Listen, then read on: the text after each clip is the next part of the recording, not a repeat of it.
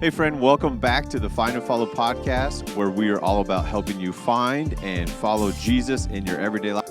Kyle and Scott are here today in the podcast HQ with a friend of the podcast, James Sprague. Sprague, welcome back to the podcast. Thank you for having me back, boys. It's been 7 months now, right? Right. So we're here to catch up on, there have been one or two or 17 things that have happened in life, and we'll talk about fitness and work and faith and all of the cool things.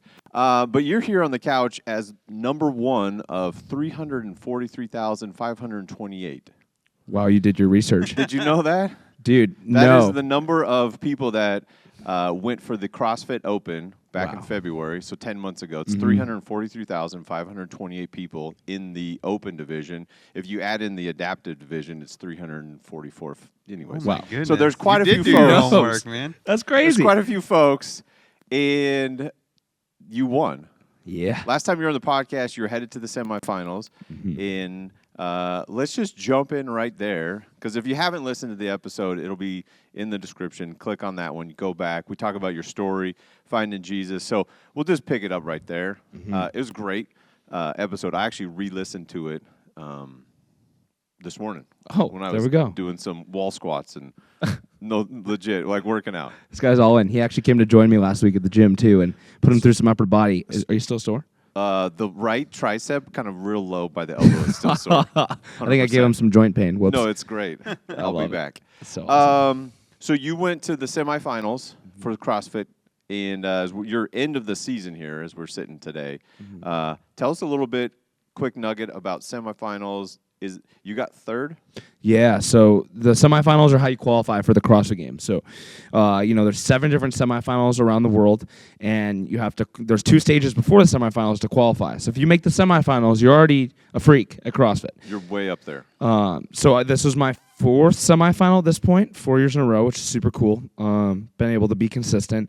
And this semifinal was at a place where the games used to occur back in the olden days, what we call it, 2011 through 2016. They were in Carson, California. So they actually brought our semifinal at the West Coast back to that original venue, which has a lot of history. And, where CrossFit was really birthed. The birth of CrossFit's almost here at this venue, and it really got its notorious name and it got itself out there through this venue, and so it was really cool to compete there. Had you been there before or competed there before? My dad had for 2 years. Okay. So my dad was a games athlete. He had been doing it since really 2010, 2011, and he went to the games twice as a master there.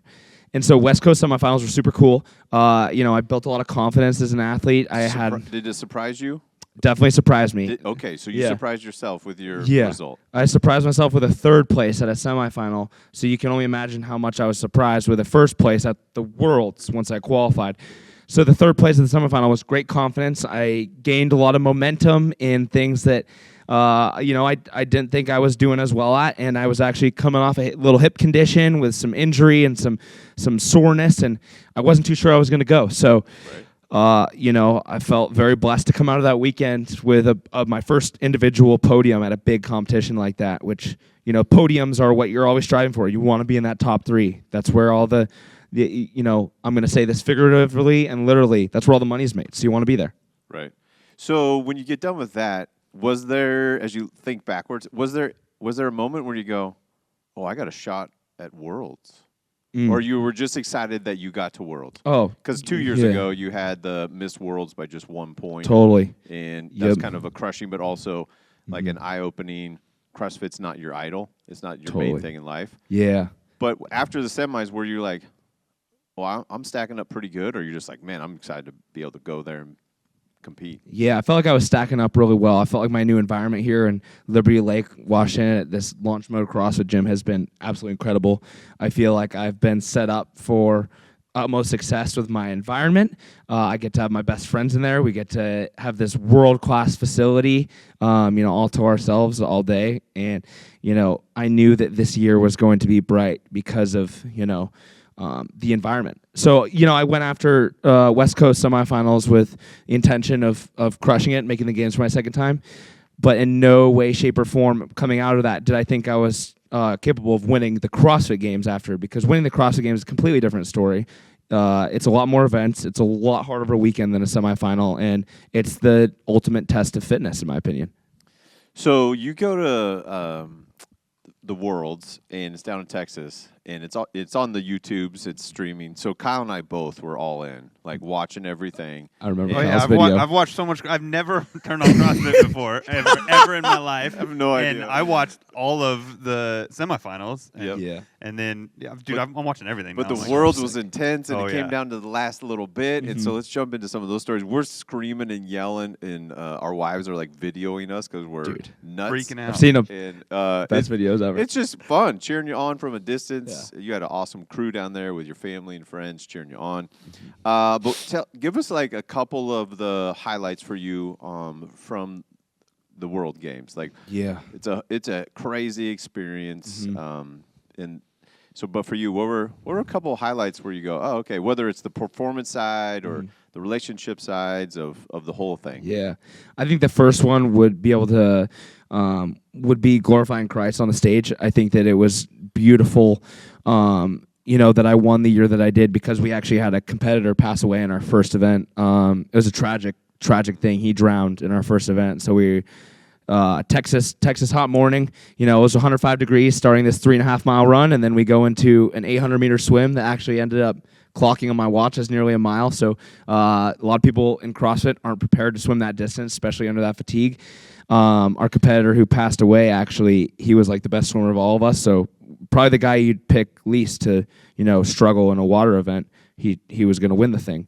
And so, after his death and learning that actually he places faith in Christ, I was told by one of his friends, just getting to be a light in a dark space at that time was a very dark few days for CrossFit. And it still is a dark time for CrossFit. We have no clue what the future looks like for our sport, and as an athlete, that's scary. But I really got to show people like, hey, this isn't the end for him. This is just a new beginning, and there's actually beauty in what happened. As weird as that sounds, Lazar, a competitor who passed, he actually is in a much better spot now. And to a lot of people, they took that offensively, thinking that I was trying to benefit off his death and trying to make light of a dark situation, which they just needed time to mourn. And obviously, a lot of us are still mourning over it. He was a lot of our buddies, and he was our friend, and he was a lighthearted guy. So just getting to spread some hope during the competition was the highlight for me, not even winning. There was a lot of personal wins there as well. I don't think I had any event that went poorly, and that's what you need to win the CrossFit Games. You need a consistent weekend, and we only had 10 events. Sometimes there can be 13. We had 2 events canceled on the day that Lazar passed, just because they need to recoup and understand, is this event worth going through with now? And, a lot of athletes just dedicated their performance to him, and it's exactly what I did too. There were a lot of personal reasons for me competing as well. My uncle passed a few weeks before. I wanted to dedicate the CrossFit Games to him as well. Providing for my family. Prize money is the way that I make a living. Sponsors are great, but prize money is like, hey, this is where you make your living, and what you have to do is perform. So I made sure, hey, I want to make sure I'm doing this for the right reasons. I want to make sure there's no selfish motive behind my competition, and I made sure primarily to just glorify God through my performance, and make sure people know there was hope for Lazar in Christ. Yeah, and you sure did do that. You had several opportunities where they gave you a microphone, and you we'll dive into that. And everybody processes grief in different ways and in different timelines, and that was a hard situation for everybody, for the athletes, for the spectators, for his family, for the CrossFit organization to continue with the event. Like, that is incredibly difficult. And so how people processed it, some athletes decided not to compete, some decided to compete, and everybody just kind of had to choose what was best for them in that moment. And what you won an event. Is that when they gave you a microphone and they interviewed you, and you just were so good as far as just sharing Christ and the significance of why you're doing what you're doing? Was it on the win? Because you won Chad. I think I got the microphone 3 times. Three One times, was okay. The second event, which was the day after Lazar died. I won my heat, and I was in the final heat. So final heat's the top 10 guys at that moment of the competition. And it was, they usually interview the event winner or the person who wins the final heat. So I won the final heat, ended up taking a great finish in like that second event of the competition, and they gave me the mic during probably one of the most crucial times of the competition, when CrossFit everyone was questioning, is the games going to go on? This event was quiet. Usually the arena's super loud. Just the fans and every competitor is just like bawling in the back still. It's a tough time. So I really felt like God spoke through me to just talk about him and glorify him. And there was a few different scriptures that came to mind, and I felt equipped for the moment, and I felt like God was just speaking through me and able to just share, like, this is what people need to hear. I didn't think twice about it. Mm-hmm. Yeah, and we talk about that all the time on the podcast. That's really the heartbeat, is to help everybody who's listening to hear people's stories like yourself, or as we walk through Scripture, as we are going to the everyday life, these moments. You're at work. I mean, it's different work than most of us. Yeah. But you're at work, and you have this opportunity to go, okay, what do we do in this hard situation? Mm-hmm. We have an opportunity to share Jesus, to share hope, to bring light and love to a tough time.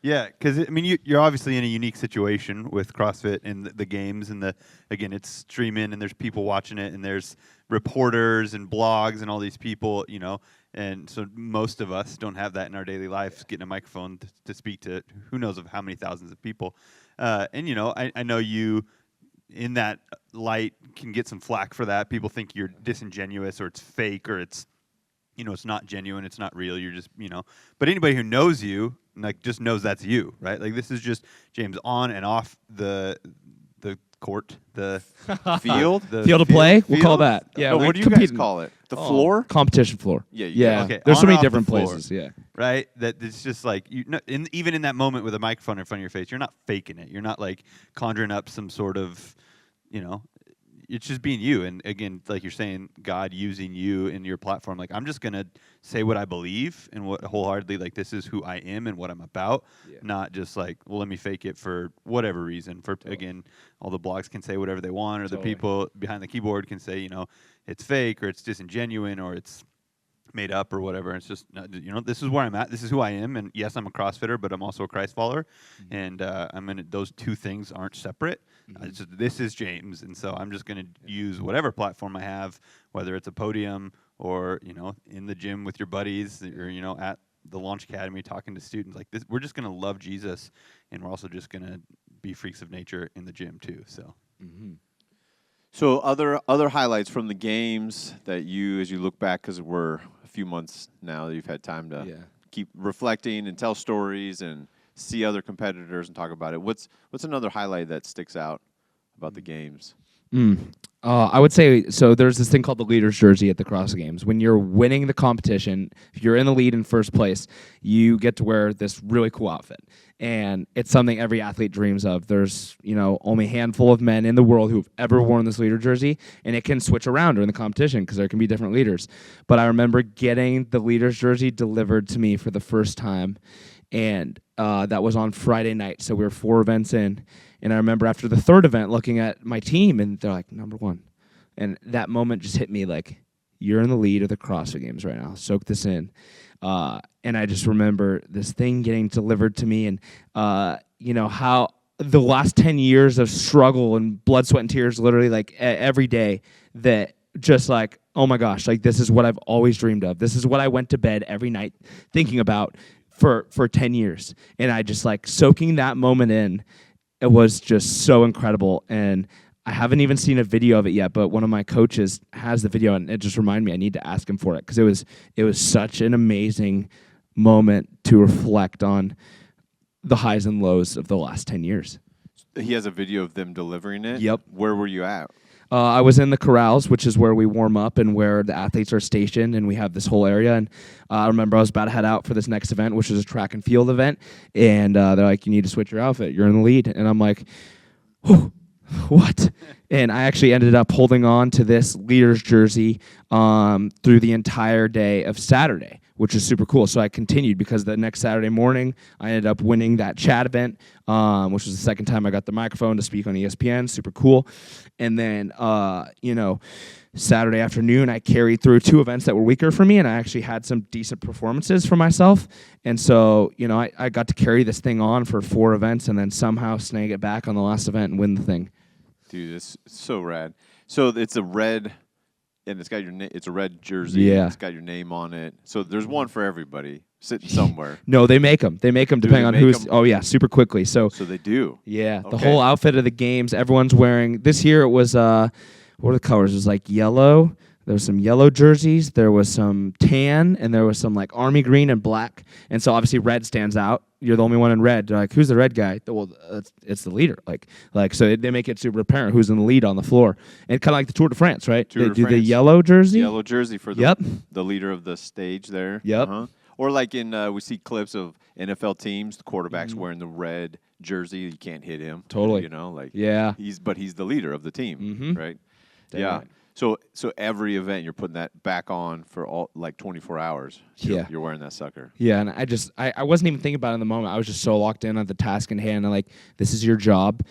For us as CrossFit athletes, we have this one opportunity a year to go show what you're made of. So we train all year for this 4 or 5 day weekend. And so obviously I'm just like, you know what? You don't have time to dwell on how exciting this is or just like reflect on this yet. But I've had plenty of time over the last months to really be like, wow, what a moment. And, I want more of it. I can't wait to keep working for more of those moments. When you lose I got a lot of nerdy questions. So Keep it going. Please go. When you lose the leader jersey, do they come take it from you? No, they just ask keep it? you. Yeah, you keep it. You don't make you return a sweaty thing. You get to Okay. keep it as a token. Okay, I you actually do get to take it home, even if Yeah. you weren't the end leader. Oh yeah, Gotcha. yeah. You get to take it home. It's Okay. it's a really cool thing, and they actually gave you some shoes that were red too. They gave you this really cool Go Ruck backpack that's red that I hung up and kind of put on like this kind of showcase that I made from the games this year because it was just so eventful and I had so many memories from it that I wanted to kind of make like this trophy case almost thing with all these pictures and memories. But anyway, yeah, it was really cool to hold on to that for 4 to 5 events. So let's talk about the last event, and then we'll talk about how your faith has been impacted through winning that. And last time you were on, you talked about CrossFit as an idol and the change there. So, but the last event, and it's coming down to it, like at what point where you go, I won this thing? Was it at any point before the final results? Did you have a sense of it through the last event? Because it was tight and it was back and forth, and it was like, I mean, I haven't seen a lot of CrossFit, but it seemed like really epic CrossFit drama at the very end. Oh, bro. Yeah, the men's side, there was no clear winner. The women's side, there was a very clear winner who was going to take the thing. So there was actually 5 of us in contention going to events 9 and 10, which were 2 back-to-back events, which could really screw up the scores. Because the way a CrossFit competition works is each event's worth 100 points usually. So up to that point, there were 800 points available. And then the final 2 events, we had 200 more points. So if you won every event, you'd end up with 1,000 points. I ended up with 802 over the weekend, which means I averaged around a 5th to 7th place out of 40 guys in each event. So going to that finale, I was in 2nd place, and there were 3 guys right behind me, 3rd, 4th, and 5th, and then the guy in 1st was 40 points ahead, which at that point was a lot. So people thought he was almost a little bit of a shoo-in. He has this thing locked up as long as he doesn't really mess up. And as long as these guys behind him don't have this insane performance. And so, I go into that event.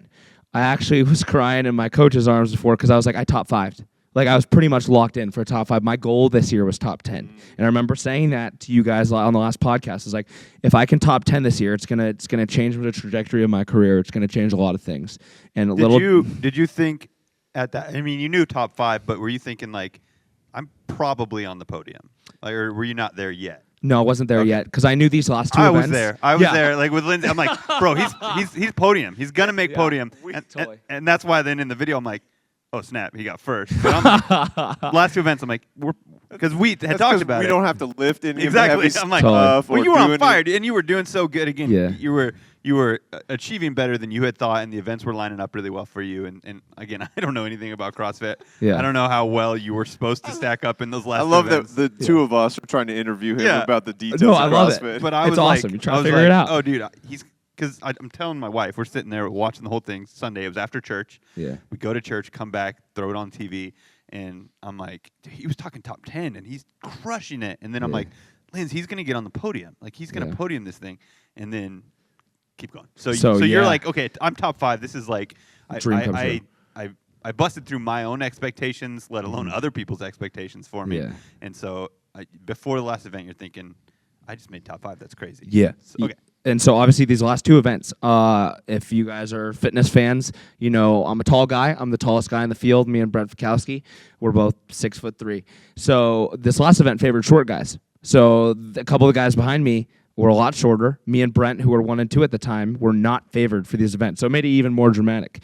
So thrusters and pull-ups, thrusters and chest-to-bar pull-ups were the first event. It was a sprinty event, so your cycle rate really mattered. How fast you could do a squat, how fast you could do a pull-up, which shorter levers means quicker movement. So long levers for me means, okay, you better figure out how to move faster than these short guys.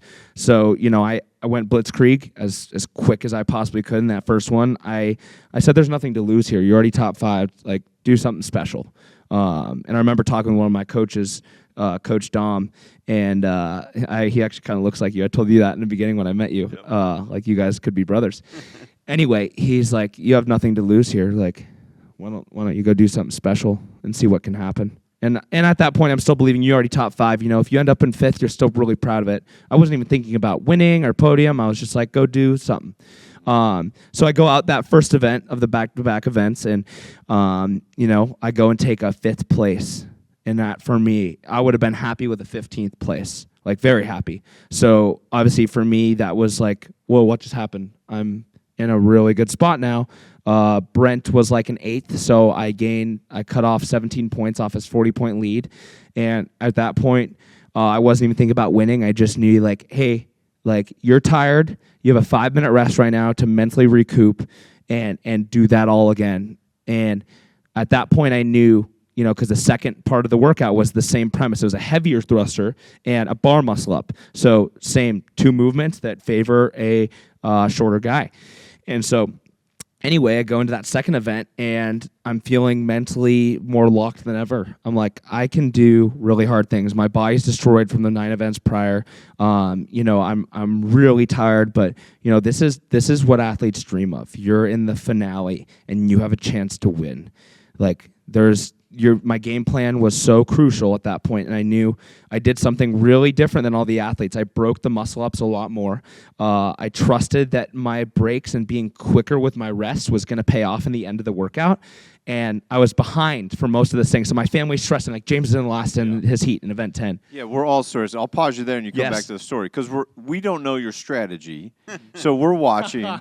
And I have no idea really how to gauge, you know, all this stuff. I know fitness enough, and I know strategy enough, and I'm like, okay, he doesn't look blown up physically, but so he's doing something. But were you 2 things behind eventually? Like, you were far enough back, and I'm like, he is way back there. Mm-hmm. But then part of me, I'm like, oh no, it's Sprague. He's got a plan. He knows he's gonna punch the gas pedal here at some point. So it's a whole thing. It's fun to watch. It creates the drama because the guys are ahead, but they're running at a faster rate. They're going to tire quicker. So then when do you see that moment in the competition there where you go, okay, this is where I'm going to go for it? Yeah. So the workout was like, we did a big set of muscle ups and a big set of thrusters, and then we carried a heavy yoke across the stadium. It was about 80-ish feet. Pretty sure. And then we did another big set of muscle ups and another big set of thrusters. And so most people carried this 80-foot yoke across the stadium, which took about 30 seconds before I even touched the yoke. So people had about a 30-second lead on me going into the final set of, you know, the bar muscle ups and the thrusters. And I remember I'm like, you know, there's no way these people aren't blown up right now, because I'm pretty blown up and I was conservative. So there was a lot of blood in the water. I could see my competitors, you know, just resting a lot more. And I started to realize, like, I saved enough energy for this final portion. I saved enough to have a really hard finishing kick. And in any race, you need to have a strong finish. And so I realized I'm like, you have to save it for that end because it's milliseconds that matter in this thing. And so save it for that final push. Have something to finish on empty. You can't just be on empty when you get to that final set. And a lot of people were. And that was unfortunately like that was Brent at that point too. He really tried to do something special in the beginning, and it was evident he was way ahead. And then, we saw people drop off super quick and failing reps and at more fatigue than you see them in the whole competition, just dying. So yeah, I get to that final set and I'm like, I'm good. I can hit my same sets and my quick cadences that I was on the set before while people are slowing down. And I ended up getting to this barbell like second when I came off the yoke in like 9th or 10th. So very wild change mid-event. And everyone's like, where did you come from? Like, what? And I didn't realize it in the moment. But once I got to that thruster bar, I knew like, okay, you're ahead. Like, you're doing good. Keep doing this. And I didn't fail a thruster, and I ended up crossing that finish in 4th place in that event. So I took a 5th and a 4th back-to-back. And again, what I said was these are 2 events I'd be happy with 15ths on. So very wild, and I still call it a God thing because those like that's just not an event I should do well in. Yeah, 100%. I think God just giving you a bigger platform to continue to be the light of Jesus and spread the good news in all ways. When you're in the middle of that, are you that aware of where your competitors are, or situationally, or are some events easier to track where guys are at, or are you just locked in with what you're doing? Yeah. Oh, I knew where Dallin was because me and Dallin were in lanes next to each other. So I knew exactly where Dallin was. I saw myself finish before him on the final event, and I was like, okay, I for sure beat Dallin. And I knew that he beat me in the first event by like 1 or 2 spots, but that wasn't enough of a gap for him to close. So I knew that I'd beat Dallin in the competition, which was the first time I ever beat him in like 10 years of our career. We're like best friends, and I'd never beat him. He's such a valiant competitor. Oh, yeah. Wow. He's insane, man. He's hard to beat. So he ended up taking second. I ended up taking first. But here's the thing. I didn't know where Brent was. He was the guy I had to beat to get first. And I wasn't even watching him. At that point, I'm just like, wow, I'm so smoked. I'm so glad this is over. Like, that was really hard mentally, physically, weekend, emotionally, spiritually, everything. It's so challenging in every way. It's just like you're almost going through like this withdrawals, and you're like, oh, well, this is over. And so I'm not watching Brent, and my family's watching him like, oh my gosh. And I don't realize any of this stuff going on. I still watch the video, and I'm like, James, you should have been watching and more situationally aware. But I look at my family after the event's over, and they're like, oh, holding up ones. I'm like, stop holding that up. Like don't say that. We don't know that's true. And they're like very sure of it. Right? We all were sure of it. Yeah.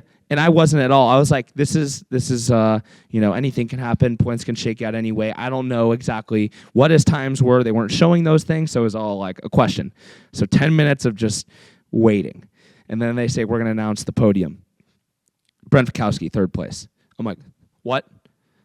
And I'm freaking out. I'm looking back around, like my family's just like grabbing each other, like screaming. So you knew then, right? I knew then. You knew you beat Dallin. Yep. And so I knew when 3rd was announced that I won the CrossFit Games, and it's so crazy because that feeling again is like the feeling you chase of like knowing that you did something that you didn't think was possible. And this is why I go to the gym every day. I want to be a potential seeker. I want to see what I'm capable of. I want to keep PRing these things that I think I think that I've hit the limit, and then I want to exceed that limit. I want to go past the sky. I want to go into outer space with these things.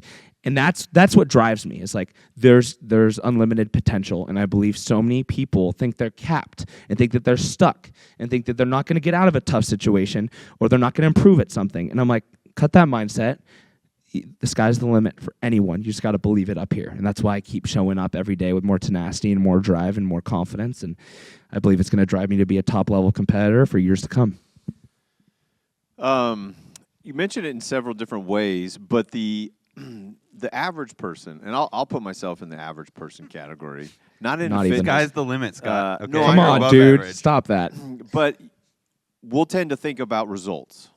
And especially in the moment, we're thinking about results and results and results where you're putting on the leader jersey you're in the middle of doing the thrusters or whatever the competition is, and you're thinking more of the process and executing the things that you have trained for.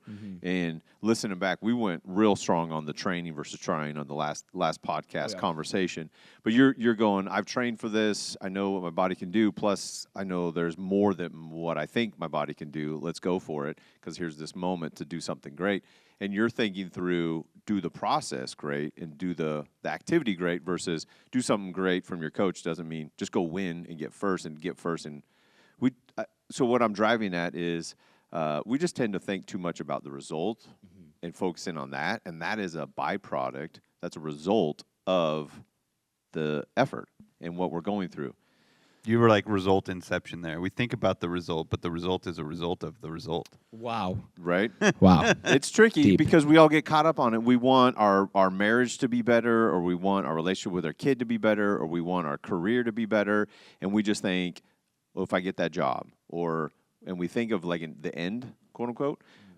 But I think there's real value in with our relationship with God. You know, it's the consistent things day after day after day versus one day it'll all be magically great. So what's that like for you as you were just kind of riffing on it there as you're in these moments at the games of how do you stay in the process and what you're going through and not being ignorant of the situation of what you're competing in? Like, you know where some of the competitors are and you know, like, hey, I need to get in the top 5 for this. So you're not ignorant of that. But what's helpful for you in that moment to stay in the moment and think about the process and what you're doing versus just, I got to get first, I got to get first, I got to get first. Yeah. It comes down to you can't control what any other competitor is doing, right?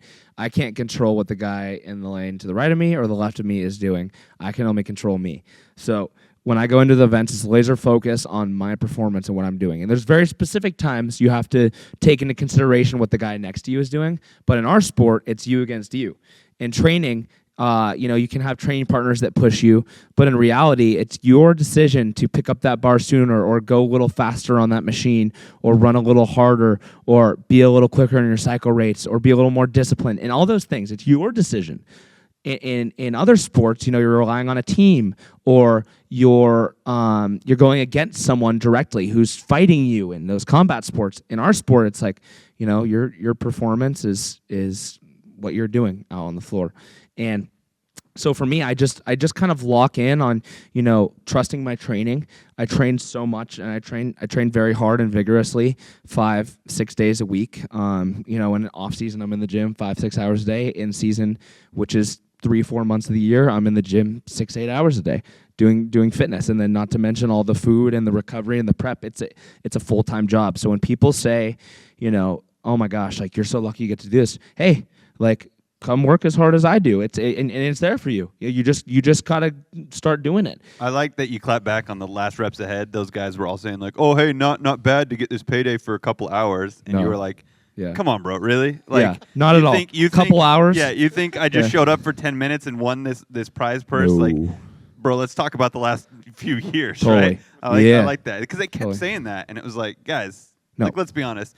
I couldn't show up and just work for 2 hours and get and win this thing. No. Like, it's hours and hours. And so even the weekend and even the games is intense for a whole weekend. Totally. And there's all this sponsorship but it's like you don't just show up for the weekend. No. This is years for you, a decade. Totally. And it's not even just the last year from the last games. It's the continual preparation for that to go. Again, to your point, Scott, that you're driving at, like, it's not just this like you just show up and think that so in the fitness idea and in our training, but in our everything, right? Like, I wish my marriage was better. It's like you just show up in the weekend and you think like you guys have one conversation a week and you think your marriage is good with 100%. Intimacy and all that kind of stuff. Like your kids, you're like, well, I don't know why we're not, but you're not spending that intentional time developing and focusing. And so, it's a grind in all of these things, and it's how intentional are you going to be to. We talked about it in one of the last podcasts, that idea of consistency over time rather than just intensity, right? Totally. That like intensity is good in moments, but if that's all we're banking on, then we're missing out on that consistency that we need for everything in life, and specifically in our faith with Jesus. Like, this consistency in seeking His will and following after Him isn't just a give it one shot in the arm every week or every few months or twice a year. It's this consistency. So how's your faith grown through this year's competitions and winning the games? Totally. So January to now, right now we're recording this in December. It's actually December 12th today. So, I started the year as, I'm not going to say I was a nobody in the CrossFit space, but I started the year as, a competitor with a lot of work to do, a lot to prove, and, a lot of improvements to be had. And I'm still that guy today. I think people can say I won the CrossFit Games and he's going to get complacent. He's not going to train as hard. And if anything, it inspired me to work harder. And I think that a lot of people also on the spiritual side will be like, God's rewarded him. He's already seen, the best of his life. And I'm like, no, I truly believe God's going to do a lot more with me than just winning the CrossFit Games. That was cool. I always dreamed that would be, the pinnacle of life back before I was a believer, like winning the CrossFit Games. That was my end goal. And now the end goal is eternity. And so I'm like, this is just a really cool step in life, in this life, to be able to shine his light and be able to encourage people to come to Christ. And so for me, it encouraged me even more to just use my platform for him. I think I got a lot of new followers. I got a lot of new people looking at me. And to me, that's just an opportunity to glorify God. So I was always worried, when I started believing Christ, was all this popularity and fame going to be something that hinders your faith? And it has been complete opposite for me. It's been something that's encouraged me and strengthened me and allowed me to, spread his name even more. And I'm so grateful for that. Mm-hmm. Yeah. And another thing that helps us grow our faith is to get a partner along the way. And Dang right. You, since the last time we talked, you married Dr. Sprague. Dr. Sprague. So awesome. She doesn't go by Dr. Sprague at the house, does she? I should start calling her that. She probably. You gave me an idea. But you got married. You and Danica got married after the games, at the end of August, and just moved into a house. And so lots has changed, man. So what a last year or even like 6 months, man. Wild ride. So how has that helped your faith grow? Just you guys getting married and being together. Oh, I've told so many people, like, the CrossFit Games is cool, but like, I got to marry the love of my life this year. Like, come on, guys, that's the highlight of the year, highlight of my life, right there.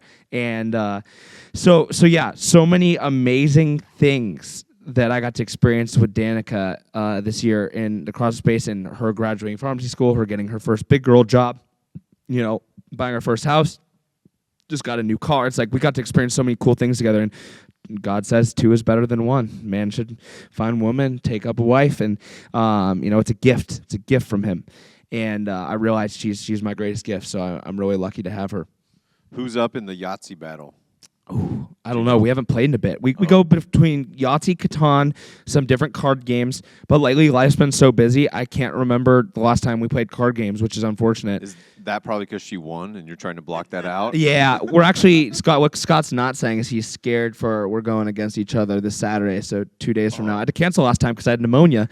So this time, I'm really eager to come beat him. You were so afraid. So afraid that I got sick. You got sick. Your whole body shut down. You were so scared of Scott beating your whole body shut down. Literally. So yeah, marriage has been absolutely insane. Experiencing new life together. Just like I said, it's teamwork. Like, you guys understand that it's a team now, and you're not just doing things alone. So I actually find day-to-day life endeavors being so much easier. People say marriage is so much work and there's so much sacrifice. I'm like, I feel like life's easier with her, much easier, and that's how it should be. Right. Companionship. Right. It's so much fun. Yeah, it is. So as you look back through this last year, you had quite a few events and quite a few things. I loved it that when you were talking about the games, you're just talking about there's so much potential, right? You were even really talking about successes and winnings and victories. But as you look ahead, do you want to talk about 2025 and moving forward?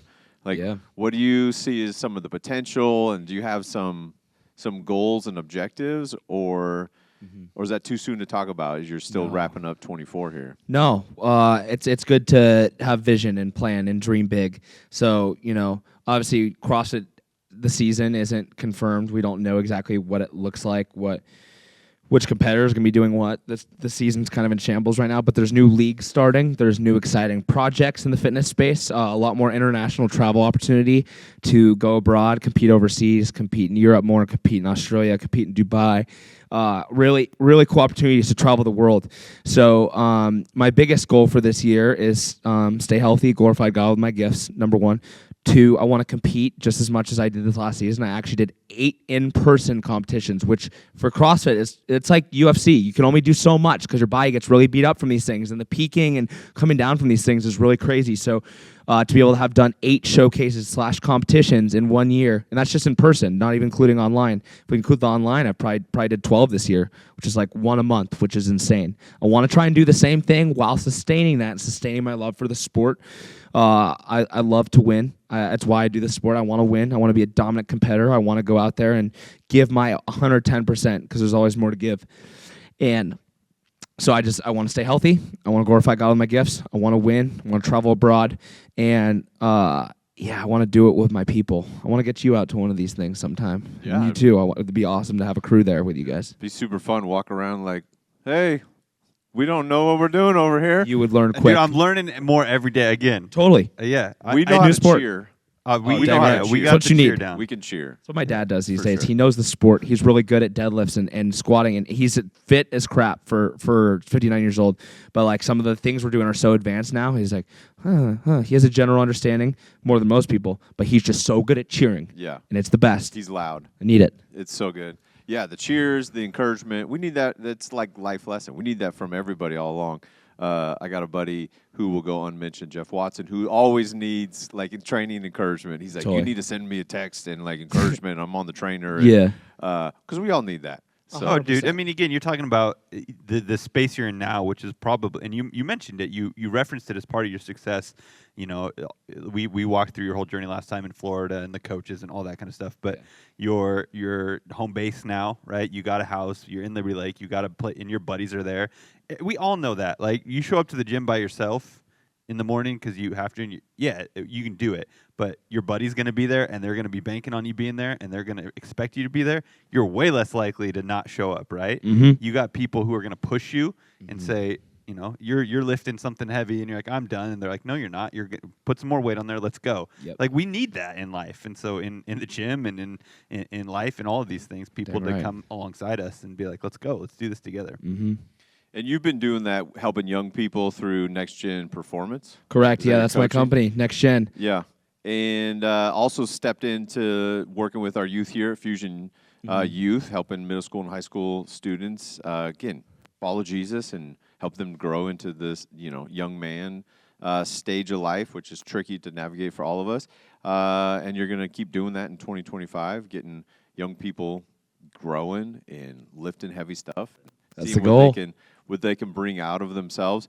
You came to our Thanksgiving morning. We do a little run ski, and I was trying to play mind games with you. I feel like I did a pretty good job with it. I'd say so. You ran with my brother a lot slower, but Right. it's fine. I We know. won't talk about it. Because he was going, how fast you gonna run? And I said, well, how fast you gonna run? And then I was like, casual. And then he was in the back of the pack before we got started. I was in the front. And then he comes running up to the front. He goes, wait, I thought we were like running casual. I was gonna run with my dad, and you're up front and the things. And I was like, yeah, I mean, no, we're gonna run it.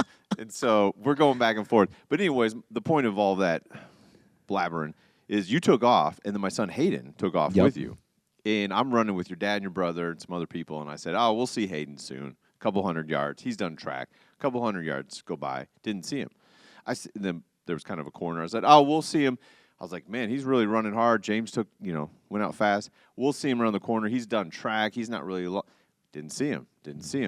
We come around the next corner, and Hayden's there. He's on the side of the road, kind of hands on knees a little bit, feeling it.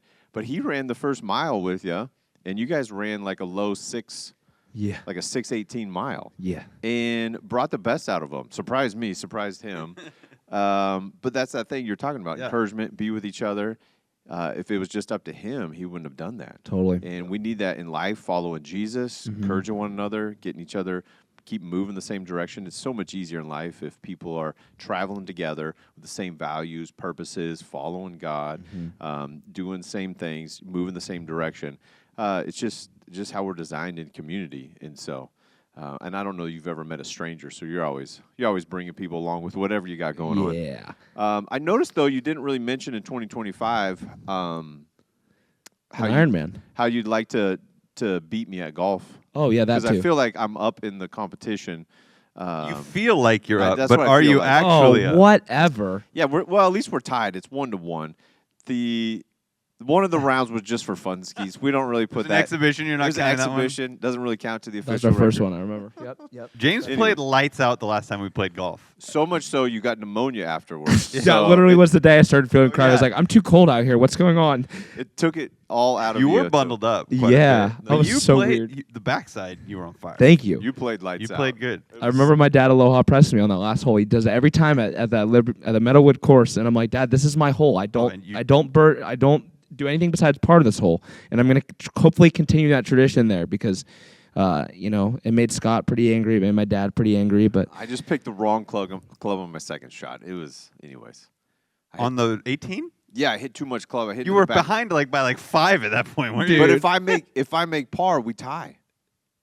because we pressed. you pressed pressed it? Yeah, Oh. if I would have made he par on pressed that yeah, hole, and we James tie for the drives match. the green on that hole, But though. we're was not so talking funny. about that part. Anyways, gosh. no, some Goodness. more golf adventures to be Yeah. had for sure. So Dang right, I'll be ready. Yeah, well, we're grateful you came back on the podcast with us, recapping your great. I mean, we spent a few minutes, but man, what a cool adventure you've been on the last few months, and we just again this next year, may God give you a continued performance and platform presence so that you can keep sharing the good news of Jesus with people all around the world. And as you travel and lift heavy things and you do what, handstands and whatever else you guys do, I love it's awesome. So Thank you. We appreciate you and investing in the next generation. 100%. Young people. It's great. So One thing to just wrap up what you said, we were talking about, community and people pulling you along. For anyone listening, if you want to do hard things, get people to do it with you. Having a community, having good, hardworking people around you, they're going to pull you to do things you didn't know were possible and pull more potential out of you. That's a huge reason I'm succeeding today is I'm around strong men all day long that are encouraging me to stand tall, stand upright, be righteous, work harder, all these things, and that's why I believe you're a product of your environment. So find an environment that's going to make you uncomfortable, make you grow, and with time, even short amounts of time doing that, you're going to notice huge improvements in your life.